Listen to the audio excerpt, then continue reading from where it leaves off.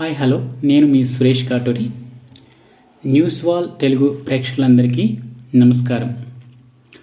ఈరోజు ముఖ్యంగా తెలంగాణ కాంగ్రెస్ ప్రభుత్వం ప్రతిష్టాత్మకంగా తీసుకొచ్చిన 6 గ్యారంటీల్లో ఒకటైన రాజీవ్ యువ వికాసం పథకం గురించి పూర్తిగా మనం మాట్లాడతాం.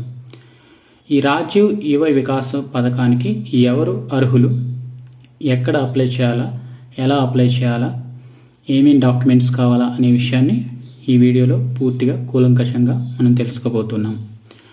ఎస్సీ, ఎస్టీ, బీసీ, మైనారిటీల చదువుకున్న నిరుద్యోగుల కొరకు తెలంగాణ కాంగ్రెస్ ప్రభుత్వం ఈ పథకాన్ని ప్రతిష్టాత్మకంగా తీసుకొచ్చింది.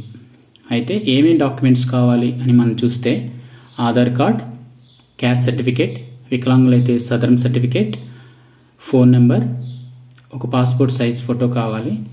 ఇన్కమ్ సర్టిఫికేట్ కావాలా లేదా అనేది గైడ్లైన్స్లో ఇప్పటివరకు అయితే మెన్షన్ చేయలేదు. అలాగే ఎవరైతే చదువుకున్నారో వారికి మాత్రమే ఈ పథకం వర్తిస్తుంది. ఇప్పుడు చదువును కొనసాగిస్తున్న వారి కొరకైతే ఎక్కడ గైడ్లైన్స్లో మెన్షన్ చేయలేదు. ఇంతకుముందు ఏ కార్పొరేషన్ ద్వారా అయినా, ఎస్సీ, ఎస్టీ, బీసీ కార్పొరేషన్ ద్వారా ఎవరైనా ఆల్రెడీ లోన్ తీసుకొని ఉంటే వారు ఈ పథకానికి అర్హులు కారు. ఎవరైతే తీసుకోలేదో వారు ఈ పథకాన్ని అప్లై చేయొచ్చు. ఈ పథకాన్ని 3 కేటగిరీలుగా విభజించారు. మొదటి కేటగిరీ వచ్చేసి కేటగిరీ 1 lakh కేటగిరీ 80% సబ్సిడీ ఉంటుంది. కేటగిరీ 2 lakhs ఇస్తారు, 70% సబ్సిడీ ఉంటుంది. కేటగిరీ 3 lakhs ఇస్తారు, 60% కేటగిరీ ఉంటుంది. ఈ పథకాన్ని ఎక్కడ అప్లై చేయాలంటే ఆన్లైన్లో ఇంటర్నెట్ సెంటర్లో అప్లై చేయొచ్చు, మీ సేవ ద్వారా అప్లై చేయొచ్చు. మీకు పర్సనల్గా ల్యాప్టాప్ ఉంటే దాంట్లో కూడా అప్లై చేసుకోవచ్చు.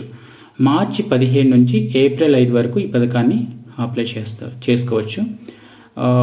న్యూస్ వాల్ తరపున శ్రీ గౌరవనీయులైన ముఖ్యమంత్రి రేవంత్ రెడ్డి గారికి మేము రిక్వెస్ట్ చేసేది ఏంటంటే, ఎవరైతే నిజమైన లబ్ధిదారులు ఉన్నారో వారికి ఈ పథకాన్ని చేకూర్చవలసిందిగా రిక్వెస్ట్ చేస్తున్నాము.